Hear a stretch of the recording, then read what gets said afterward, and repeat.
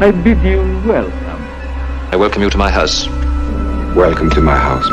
Welcome to my home.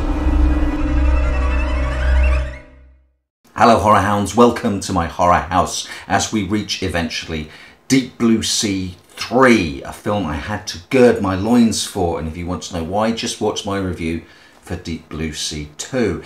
But as it turns out, I kinda liked it. The film starts with us being introduced to our new location, a place called Little Happy, a small fishing village that is now mainly submerged, one of the first casualties of global warming and rising tides. The hundreds of villagers that used to live there, all bar two, have abandoned the place, and a team of oceanographic researchers are using it as their base to study the habits of great white sharks in the area. And the set looks fantastic.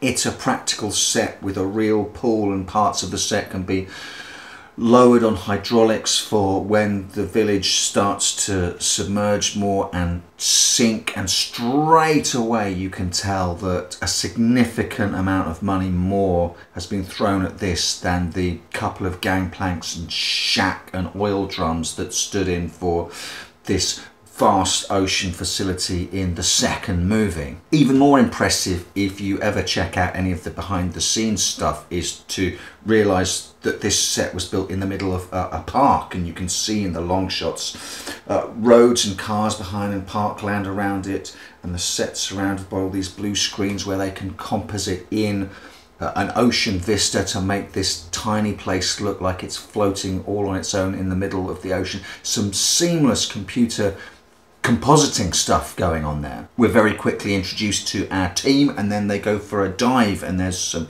great underwater photography, and we've got our leads actually doing the scuba diving, which is a plus. And on that dive trip they meet a computer generated great white shark, which looks not bad. And I started to unclench a little and wonder quietly to myself, could it be that Deep Blue Sea 3 might actually be good? And this is the point where the tail end of the second movie smashes into our new group of protagonists. The second generation genetically altered intelligent bull sharks had escaped, and they are being tracked by a tanker manned by scientists and marine types. I'm going to call them marines, hired security guards from whichever big pharma company is after securing their patents. They've been tracking down these surviving bull sharks, down now to a surviving 3 that, ta-da, make their way to this submerged fishing village of Little Happy. And we see the bull sharks, the intelligent bull sharks here and there. And once your eye gets used to the CG, it's not the greatest, but it's not the worst I've ever seen in a shark movie. I can live with it, is basically what I'm telling you. The big pharma team ask whether they can use the fishing village as a base of operations. They've got a little area where they've already got it staked out with some sort of radar system. Maybe we can use this as a kill box to lure the bull sharks in and kill them, because if they get out into the wide ocean and breed, that's basically a new apex predator, and essentially in the long run the end of all life in the ocean. They go for that first dive, and there's a sort of cat and mouse thing going on with the bull shark. You don't really see it, but I'll allude to this. You see evidence of them being there. And I got the very strong impression that the film was sort of playing slow and steady wins the race with this. And I was fine with that and comfortable to settle in.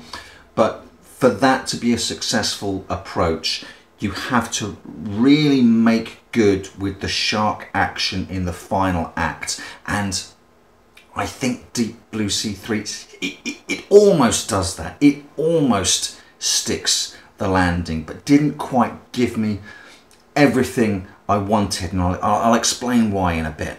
Because you see, obviously, if there's a faceless big pharma company behind one of the factions, it is going to inevitably turn out that they're the bad guys. Turns out the real monster all along was man. And so we have our scientists and we have our big pharma team naturally coming to blows, actual real blows and explosions, and the fishing village starts to actually sink. And this is where I think they took their foot off the accelerator a little too much. The bull sharks are often used as punctuation, punchlines, full stops to scenes of human versus human fighting, drama, action, combat, and then a shark comes along. Rather than in the first film there was this insanely effed up situation. Oh, hell, we're sinking, we're drowning in this, plus there are intelligent sharks. This feels more like we're in this insanely life or death situation and there are intelligent sharks. It's a subtle difference maybe, but it did seem to make the difference for me. The female lead, I am blanking on her name, I apologise. I remember her from Lost. She's brusque and cold, very emotionally distant. I actually kind of dug it. It's not a female character you see often. All too often they need saving or whatnot, or they need to be feminized or have softer edges to them. She's sort of an echo of the Saffron Burrows character from the first film, except where Saffron Burrows turned out to ultimately be the baddie, the Dr. Frankenstein character. This is our hero. The rest of her team are all likeable enough that I warmed to them, and the big pharma guys are all assholes enough that I was really hoping that they would get chomped. So everything's set for the sharks to come in and do what the sharks do, except I didn't quite feel they did that enough. There is a final showdown between our lead and the last surviving bull shark. That is a really good set piece. It's nicely claustrophobic. It's a scenario, person versus shark, that I'd never seen before, unless at a stretch, well, maybe less of a stretch. It could be a sort of allusion to, if you remember the big game hunter in Jaws 3D, when he gets trapped in the water intake with the shark there. It's sort of on a smaller, much more nose-to-nose scale version of that. I really did dig it. I wish there had been more person versus shark things like that going on. There's an awful lot of person versus person fighting. Should have just dialed up the shark one more notch and we could have had a 2 thumbs up. So as it turns out, what I seem to like in my shark movies, because let's be honest, when we're talking about killer shark movies, we're splashing around in a shallow pool. We're not luxuriating in an enormous spa here. The competition, the field is not thick. To stand out as a competent, good killer shark movie, I think you have to have a certain integrity, a certain through line from start to finish, which this does. And also it takes its sharks seriously, which it turns out is something I really warmed to. So not your ghost shark or your shark exorcist. I mean, the first film had a bizarre premise, but it took its sharks seriously. I'd say Bait 3D, which I mentioned a couple of videos back. Really crazy premise. Tsunami fills a supermarket with water and great white sharks. Nuts premise, takes the sharks very seriously.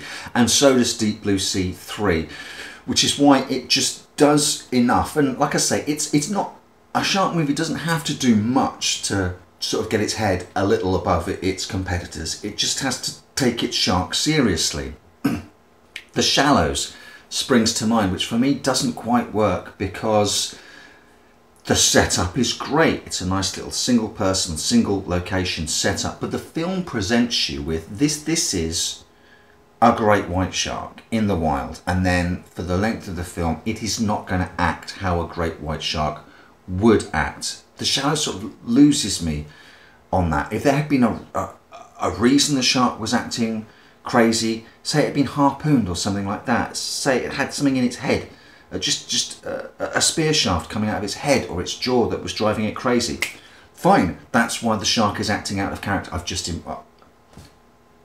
fixed The Shallows in my head. Never mind, sorry. I'm rambling. I didn't think The Shallows took the shark seriously. It made it do all sorts of things that shark in that movie would never do. Deep Blue Sea 3 takes the shark seriously. There's enough decent shark action in there, especially towards the end.